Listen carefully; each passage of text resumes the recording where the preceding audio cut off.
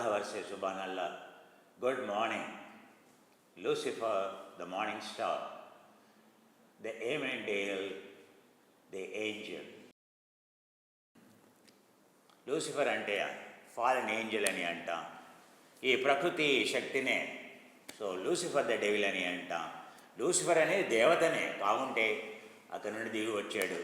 So thinking ఎప్పుడు కోరిక, కామంతో, డిజైర్తో కలిగి ఉంటుంది. ఎంత జన్యుపరమైనటువంటి న్యూట్రిషన్ నేను చెప్తున్నానయ్యా నీకు. ఎందుకు వస్తున్నాయి ఈ ప్రాబ్లమ్స్? మనం చేసే ఏంటి? ఆ భర్తృహరి ఏం చెప్తున్నాడు? కాకచేష్ట బకద్యాన స్వాన నిద్రతైవ చ అల్పాహారే. ఏం ఆహారం తింటున్నావు ఆయన? 10 గుడ్లు తింటివి, 50 గుడ్లు తింటివి, జిమ్కి వెళ్తీవి. ఆయన ఏం చెప్తున్నాడు? తక్కువ ఆహారం, సోమరసం లాంటివి. దేవతలు తక్కువ ఆహారం, ఓన్లీ డ్రింక్ తాగారు వాళ్ళు. న్యూట్రిషన్ యుక్తాహారం మితాహారం.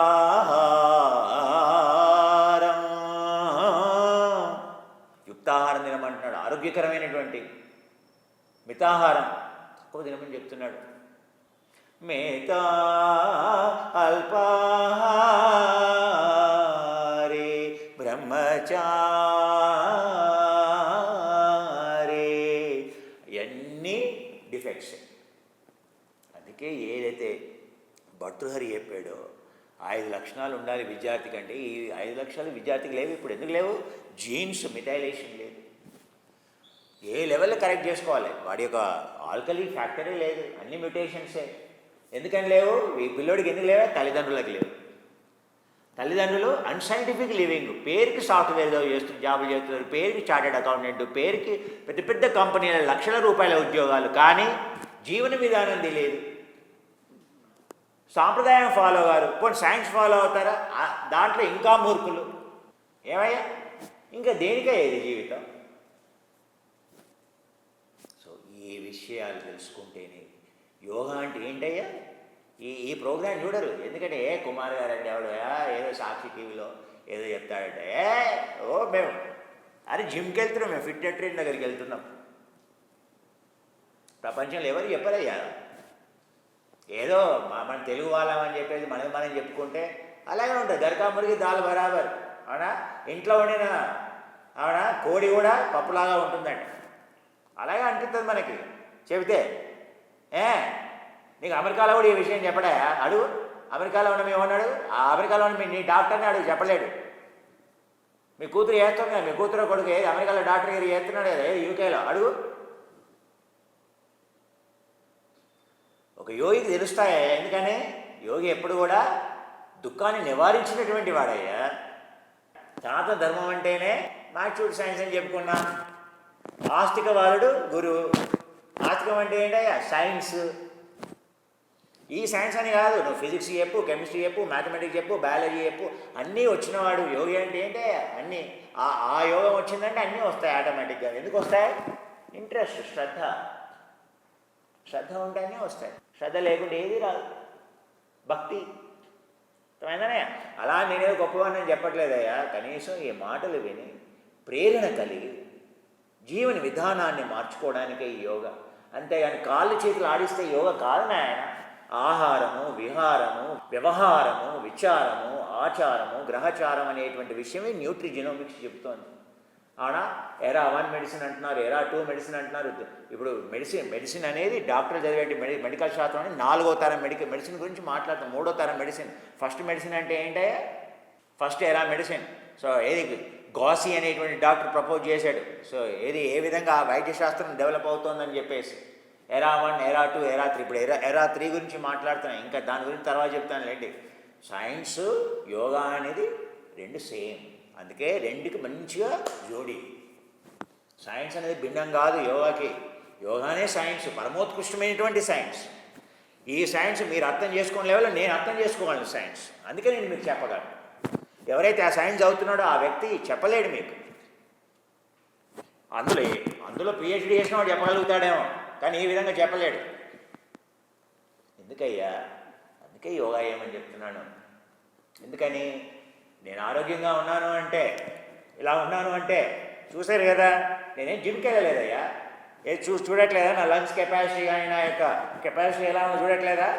నేనేం కసరత్తులు చేశానా? చేయలేదు కదా. నేనేం జిమ్కి వెళ్ళానా? చేయలేదు కదా. మరి ఈ వయసులో నేను ఇలా ఉన్నానంటే ఏంటి? మీరు ఏ వయసులో ఇలా ఉన్నారు చెప్పండి నాకు. నువ్వు 20 సంవత్సరాల వయసులో నువ్వు ఇలా ఉన్నావా? పోనీ 55 సంవత్సరాల వయసులో ఇలా ఉన్నావా? పోనీ జిమ్కి వెళ్ళి ఆ పనికిరాని కండరాలు ఎందుకయ్యా? ఎందుకని? సైన్స్, సెయింట్ ఏది మన పూర్వీకులు ఆ యోగులు ఆ యోగాన్ని శాస్త్ర ప్రకారంగా సాధన చేశారు కనుక ఈ విధంగా ఉంది. అవునా?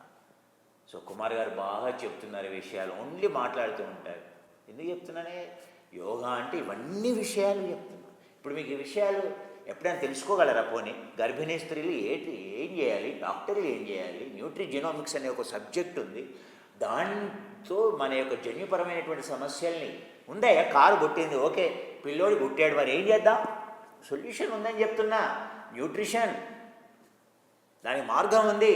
ఆటిజాన్ని కంప్లీట్గా మనం దాని ప్రభావం లేకుండా విని, ఓకే నా వెహికల్ డిఫెక్ట్ ఉంది అయినా నేను వెహికల్ డ్రైవ్ చేయొచ్చు, మెకానిక్ని పక్కన పెట్టుకుని డ్రైవ్ చేయొచ్చు. సో ఆ విధంగా ప్రాబ్లం ఎక్కడుందో తెలుసుకొని దాన్ని మిథైలేషన్ ద్వారా, దాన్ని జన్యుపరమైనటువంటి పోషక పదార్థాల యొక్క సైన్స్ ద్వారా, శాస్త్రం ద్వారా, న్యూట్రిజెనోమిక్స్ ద్వారా దాని ప్రతి ప్రాబ్లం, క్యాన్సర్ దగ్గర నుంచి ఏ క్యాన్సర్ అయినా కూడా అగైన్ జన్యుపరమైంది. ఎందుకు వచ్చింది అక్కడ క్యాన్సర్? మిథైలేషన్ లేదు. అన్నిటికీ కారణం ఇప్పుడు ఏం చెప్తుంది? న్యూట్రిషన్, మిథైలేషన్ అని చెప్తుంది. మరి ఆ మిథైలేషన్ ఏంటంటే ప్యూర్ న్యూట్రిషన్. దాని పట్ల పూర్తి అవగాహన ఉండాలి. ప్రతి మాలిక్యూల్ ఎలా పనిచేస్తుంది, నీ కణజాలం లెవెల్ ఎలా పనిచేస్తుందో అవగాహన లేదు నువ్వు చేసుకో. పోనీ మన డాక్టర్లు చదువుతున్నారా? చదవట్లేదు, చాలా ఫార్ అది. పోనీ మన యొక్క మన ఇన్స్టిట్యూట్ ఆఫ్ న్యూట్రిషన్లో కానీ వాళ్ళు చదువుతున్నారు, చదవట్లేదు. ఆ నాలెడ్జ్ రావడానికి వీళ్ళు కూడా మనం చచ్చిపోతాం. లాభమే ఉంది. సో సర్దుకోవాలి, సర్దుకోవాలి.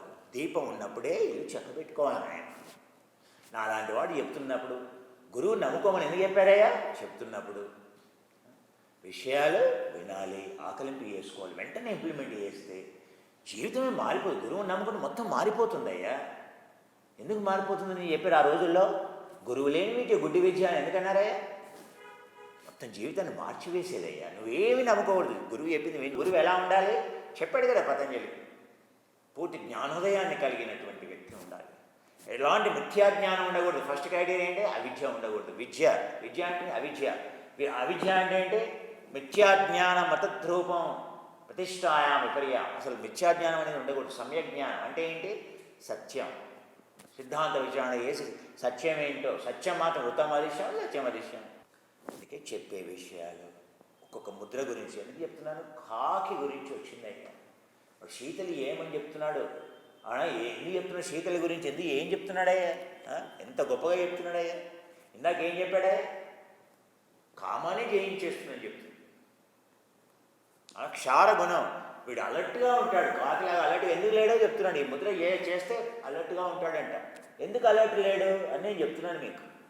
ఎందుకు వస్తున్నాయి ప్రాబ్లమ్స్ పిల్లలకి చెప్పడం నేరమని నేను ఇలా చెప్పాను అనుకో, మనకి ఇలాంటి కబుర్లు వద్దా? జిహ్వయా వాయుమాకృష్య ఉదతే పూరయే శనై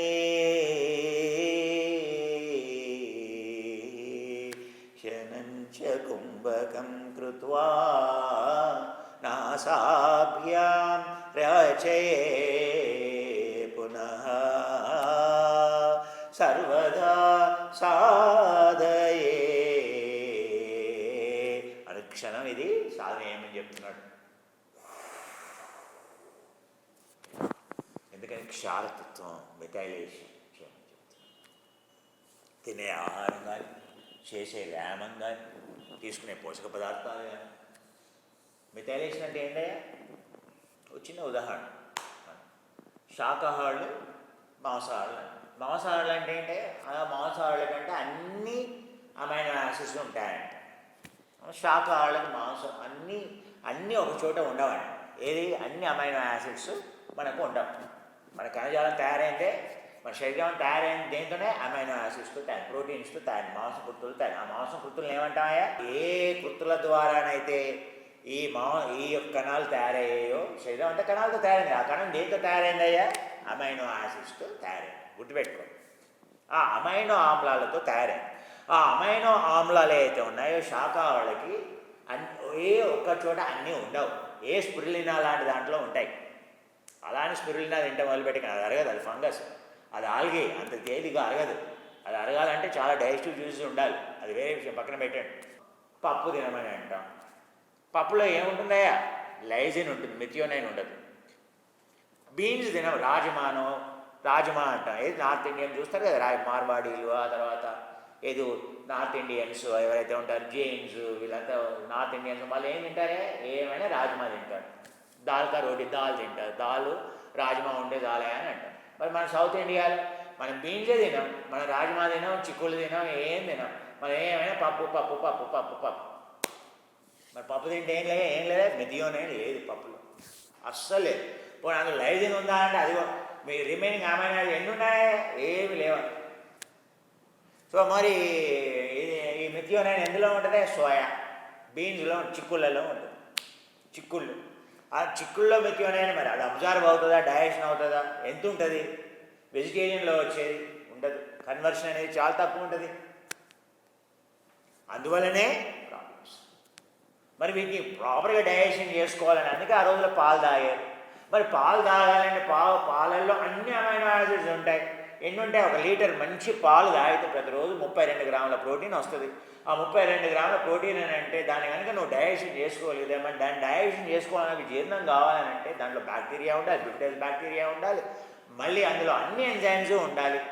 అన్ని ఎంజైమ్స్ ఉన్నాయి, చాలా మంచివి. యోగికి ఆహారం పాలు అని అనుకున్నా, కానీ ఈ పాలల్లో అన్నీ చెప్పుకున్న అన్ని ఈస్ట్రోజన్స్ అయినా, అన్ని కెమికల్స్ అయినా, అన్ని రసాయనాలైనా, ఇక మరి ఎక్కడ పోవాలి? మరి చెప్తున్నానయ్యా, మిథైలేషన్ ఎందుకు లేదంటే ఇలా నేను చూస్తే పోయి నాన్ వెజిటేరియన్ మిథైలేషన్ మరి ఉండాలి కదా సార్. ఇక వాడు తినేటువంటి ప్రోటీన్ గురించి చెప్పాల్సిన అవసరమే లేదు. లోపభూయిష్టమైనటువంటి మాంసకృతులు అవన్నీ కూడా అంటే కలుషితమైన హార్మోన్స్, డిఫెక్టివ్ ప్రోటీన్సే ప్రాబ్లం. ఈరోజు వ్యాధులకి, సమస్తమైనటువంటి వ్యాధులకి నువ్వు శాకాహారం అయితేనేమో అసలు ప్రోటీనే లేదు, ఆ ఉన్న ప్రోటీన్ కూడా డిఫెక్టివ్. ఇక నువ్వు మాంసాహారం అయితే తినేదంతా డిఫెక్టివ్ ప్రోటీన్, అసలు మంచి ప్రోటీన్ లేనే లేదు నీకు. The whole problem is defective protein. అంటే ఏంటి? నువ్వు తినేటువంటి ఆ మాంసకృతులు అయితే ఉన్నాయో కంప్లీట్లీ డిఫెక్టివ్ అంటే దాని స్ట్రక్చరే సరిగ్గా లేదు. ఎందుకంటే ఇది హార్మోన్స్ తోటో దేనితోటో అన్ని గ్లైకోప్రోటీన్స్ అవన్నీ. అందుకనే అన్ని ఇన్ఫ్లమేటరీ ప్రోటీన్స్ అవన్నీ. పాలలో వచ్చేవి అలాగే ఉన్నాయి, మాంసకృతుల్లో వచ్చేవి అలాగే.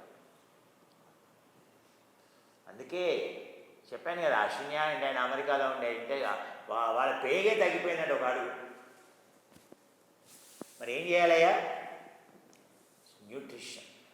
అందుకే ఆహారం అనే పట్ల ఆహారం పట్ల అవగాహన ఆహారం. ఎందుకని మనం తినేటువంటి ఆహారమే కంటామినేట్ అయిపోయి అన్ని హైబ్రిడ్ వెరైటీ అయినాయి. అన్ని హైబ్రిడ్, మిథైలేషన్ తగ్గించినటువంటి వాటిని హైబ్రిడ్ వెరైటీ అంటారు. మిథైలేషన్ పెంచేవి కాదు ఇవన్నీ. నీ పాలకూర దగ్గర నుంచి ఆకుకూరల్లో ఉంటుంది అంత ఇంత మిథియోనైన్, మిథైలేషన్. ఎందుకని నువ్వు ఎప్పుడైనా చెత్త పచ్చికూరగాయలన్నీ ఒక చోట పడేసావు, మురిగిపోయి వాసన వస్తుంది, ఏమొస్తుందా? మిథేన్ గ్యాస్ వస్తుంది. ఎప్పుడు ఎంజైమాటిక్ బయోకెమికల్ రియాక్షన్స్ జరిగితే మిథియోనైన్ ప్రొడ్యూస్ అవుతుంది.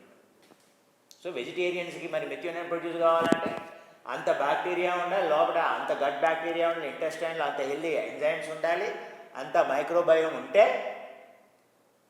అప్పుడు నువ్వు ఆరోగ్యంగా ఉంటావు. మరి ఉన్నాయా? లేవు.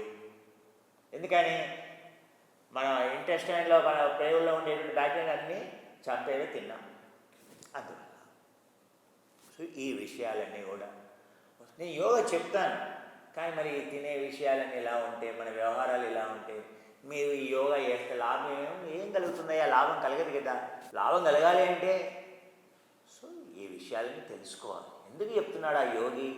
ఈ కాకి ముద్ర కానీ షీట్కారి వేస్తే ఎంత లాభం కలుగుతుంది, పిల్లలు ఎందుకు చేయాలి, ఇలా ఎందుకు పెట్టలేరు అని చెప్పాడు.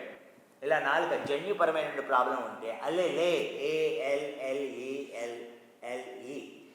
ఆ జన్యు యొక్క పేరేంటి, ఎక్కడ ప్రాబ్లం ఉంది, మిథైలేషన్ ప్రాబ్లం ఉంది అని అందుకే నువ్వు టంగ్ని ఇలా పెట్టలేకపోతున్నావని నేను చెప్పాను. వాళ్ళ టంగ్ని, వాళ్ళ నాలుకని ఇలా కాకి ముక్కులాగా పెట్టలేరు. అంటే ఏంటి, నీవు న్యూట్రిషన్, నువ్వు ఇప్పుడు నేను చెప్పినటువంటి పద్ధతులు ఏదైతే ఉన్నాయో అది మాత్రమే మార్కు.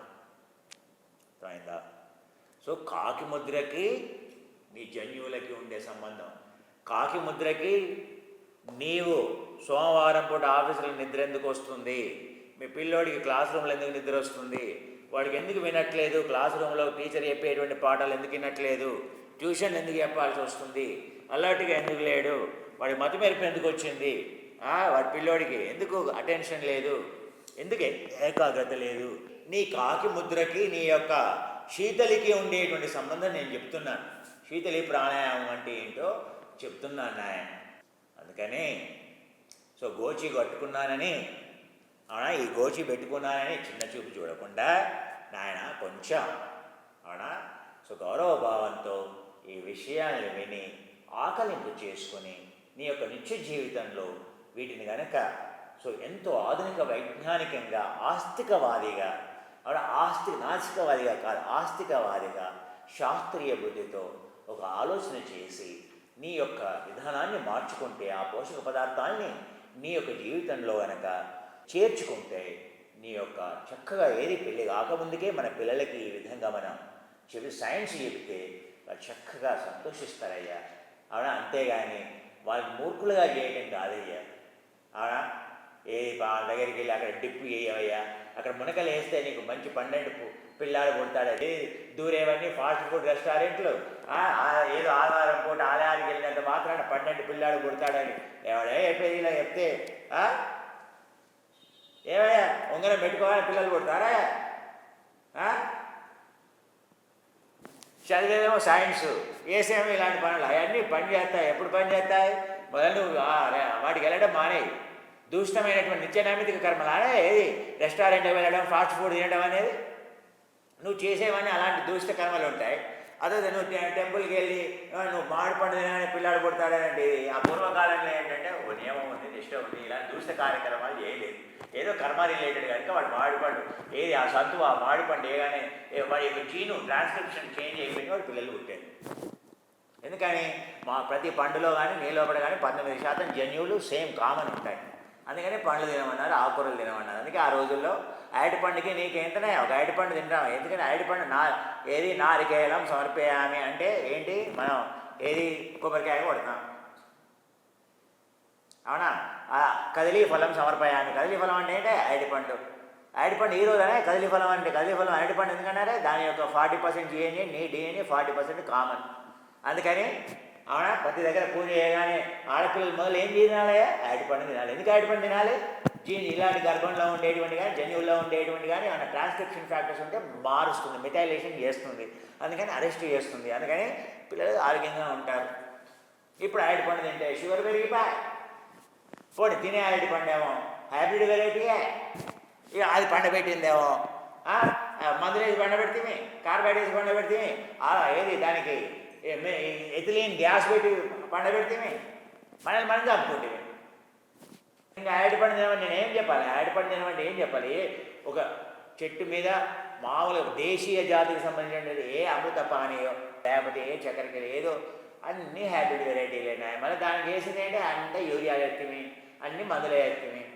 ఇంకెక్కడయ్యా, ఇంకా అరటి పండు గుణమే లేకపోయా, ఇంకేం చేస్తామయ్యా? చెప్తున్నానయ్యా, అలా అయిపోయింది. మరి ఏం చేయాలి? సైన్స్ని ఆశ్రయించాలి.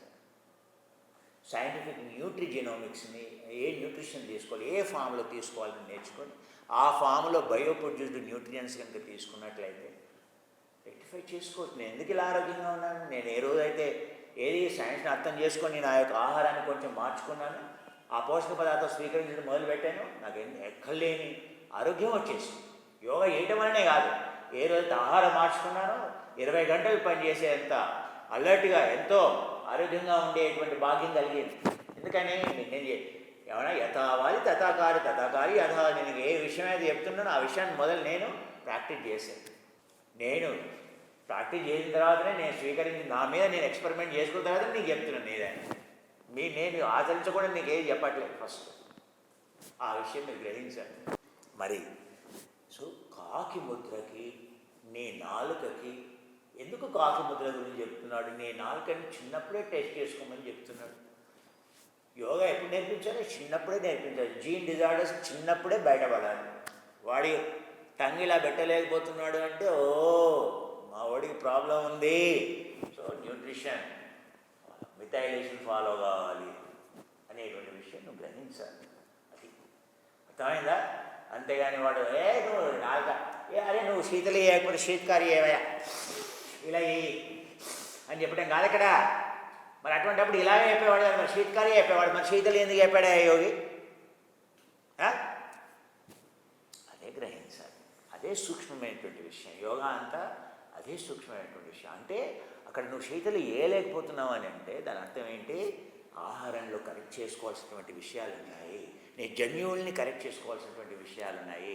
ఆ యొక్క జన్యువులు అయితే పనిచేయదు, దాన్ని మిథైలేషన్ ఇస్తే ఆ యొక్క లోపం అనేది నీ లోపల తొలగిపోతుంది, ఆ వ్యాధులు అనేవి రావు, నీ యొక్క మేధస్సు అనేది చక్కగా పనిచేస్తుంది అని దాని అర్థం. అర్థమైందా?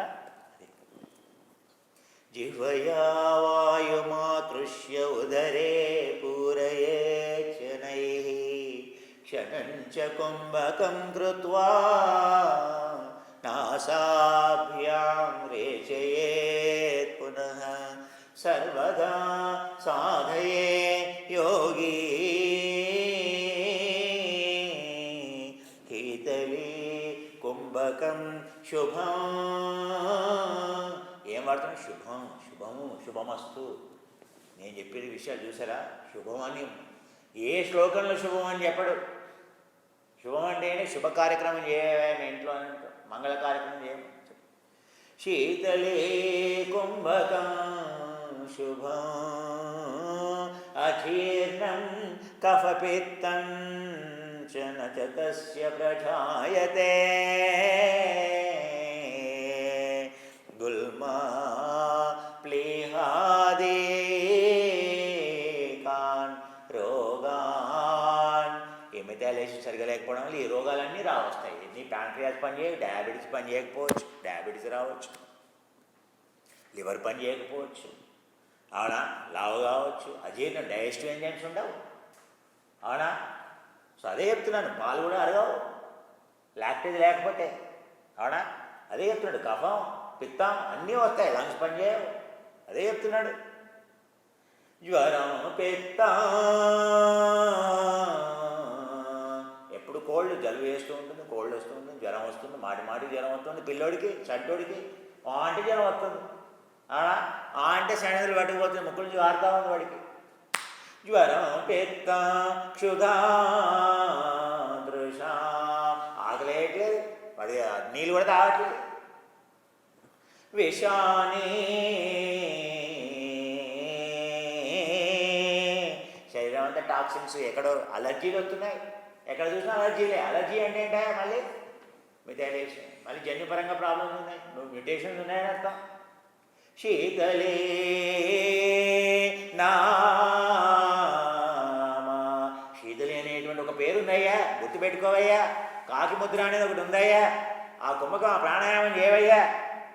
కుంభికేయం విహంతే నిహంతే,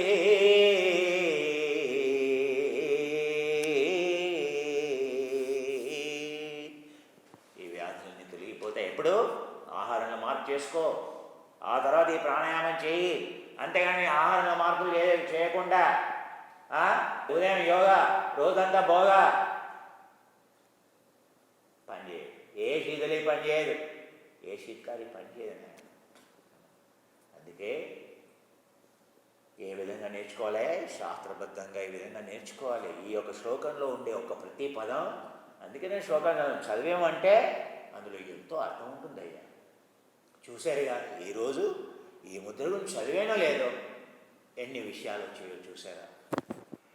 అది ఆ యోగుల యొక్క గొప్పతనమయ్యా. ఆ యోగులకి ఏం ఇచ్చుకున్నా, ఏం చేసినా ఎంతదయ్యా వాళ్ళ పాఠాలు. వాచాలం గురు పాదుకా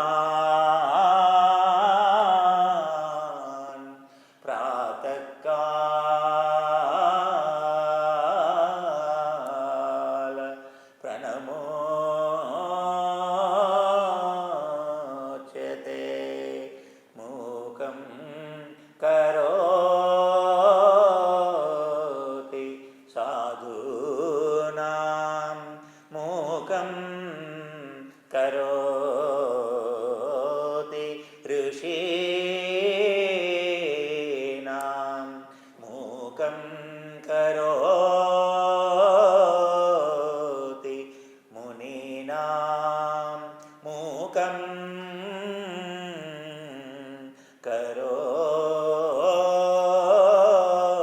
కరోతి యోగినాం మూకం కరోతి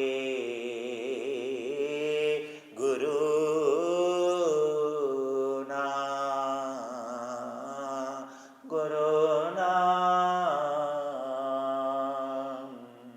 మూకం కరోతి విద్వాన్ ప్రజాయతే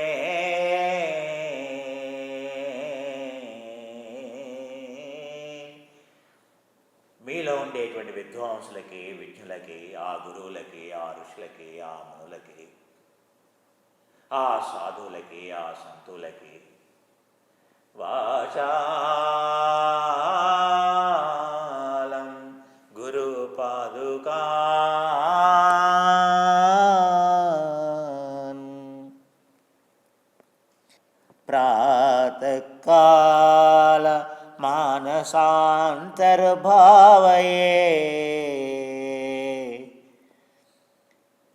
ప్రణమోచ్యతే